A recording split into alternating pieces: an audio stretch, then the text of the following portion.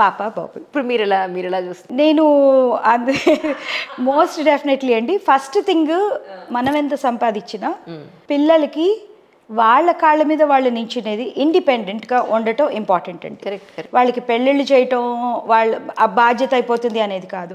నేను మా హస్బెండ్ తోటి ఏం చెప్తానంటే, బికాస్ ఐ వాజ్ ఇండిపెండెంట్, నాకు నా డాటర్ని కానీ నా సన్ని కానీ వాళ్ళు ఎప్పుడైతే ఇండిపెండెంట్ అయ్యి వాళ్ళ లైఫ్స్ వాళ్ళు, వాళ్ళ పే చెక్స్, వాళ్ళ అపార్ట్మెంట్స్, వాళ్ళు సేమ్ ఊర్లో ఉన్నా కూడా వాళ్ళ స్పేస్లో వాళ్ళు ఉండగలగాలి. వాళ్ళ కార్ పాడైపోతే వాళ్ళు బాగు చేసుకోగలగాలి, వాళ్ళ ఇంట్లో ఎలక్ట్రిసిటీ చేయగలగాలి. ఆ రోజు నేను విన్నారండి. Not if they made $1 million or not if they made that $2 million, if I know they can survive no matter in whatever the conditions. ఏ సిచ్యువేషన్లో కూడా నా daughter leave alone my son అండి. ఇంకా ఇది మేల్ డామినేటెడ్ సొసైటీ ఉంది. అలాగే ఉంది. వాడేంటి మగపిల్లాడు, వాడు ఇదవుతాడు, ఎలాగన్నా బతికేస్తాడు అని అంటారు.